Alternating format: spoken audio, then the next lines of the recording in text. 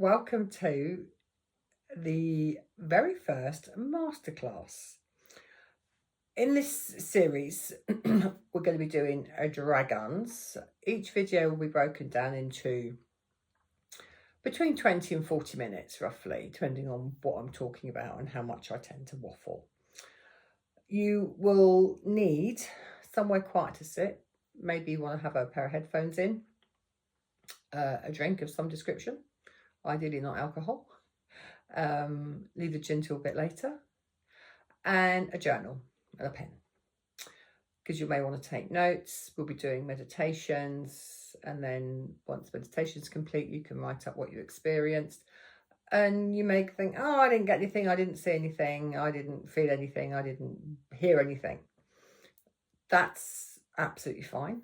That's quite normal, especially if you're fairly new to meditating or you're fairly new to dragons.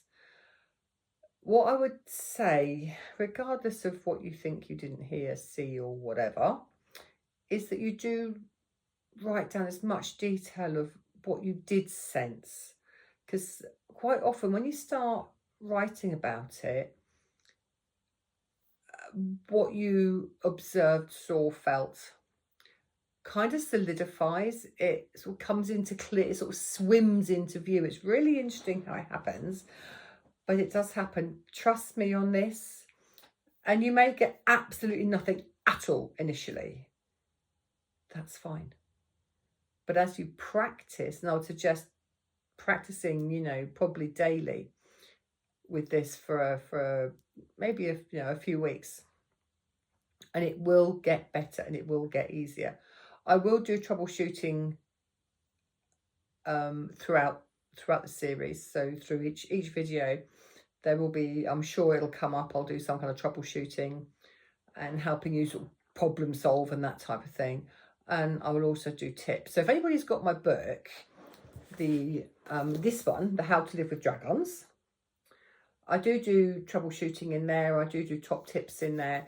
But the reason these videos have been born is that so many people have said to me, are you going to do an audio book? Are you going to do meditations? Are you going to do something? Because it's so much easier to do a guided meditation and trying to do it on your own. Hence, this particular mini series of masterclasses being created. What else do I need to tell you before we get started? Buckle up, because with the dragons, it can get a little bit bumpy. They don't take prisoners. You'll be prepared to get the occasional dragon slap. They are not backwards and coming forwards if they think you're being a bit of a dick. And they will tell you so quite bluntly. They are incredibly direct. However, they also have a great sense of humour. I find their sense of humour tends to be quite dry. So, be aware of that. It's almost bordering on the facetious or the sarcastic. So just be, but your experiences with your dragons will be unique to you. So one thing I want to say to you at this stage, before we go any further and fully get into the masterclasses, is just let go of any preconceived ideas, what you've already been told, what you think you know, because that's probably the biggest one. The big one with the dragons is not that there are no rules, but absolutely anything is possible.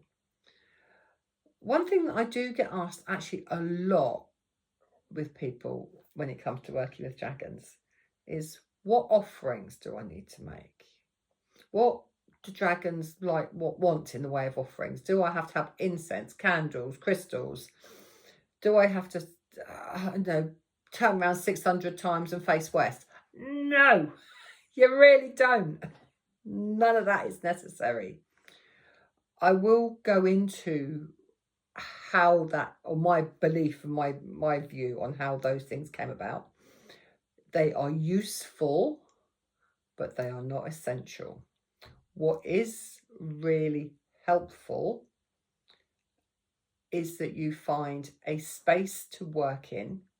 So when I'm talking about work, I'm talking about your spiritual work, your meditation, your time. So you find a space in your home for you to do this work. Now that might be your kitchen table, it might be the bath, it might be your bedroom. It doesn't matter where it is, but you have a space where nobody interrupts you. Okay, so this is quite important about boundaries. Human doings, as the dragons call us, are rubbish, absolutely rubbish at boundaries. So, set some boundaries. Dogs, kids, cats, husbands, boundaries. At this time, on this day, I am committing to my spiritual practice with the dragons. Now, whether you want to tell them you're doing dragons and whether you want to tell them you're going to go and do yoga or Tai Chi or something, entirely up to you what you tell them. I suggest not telling stories. But what you're doing is you're setting the boundaries that you are, unless the house is on fire or somebody's dying, you are not to be interrupted.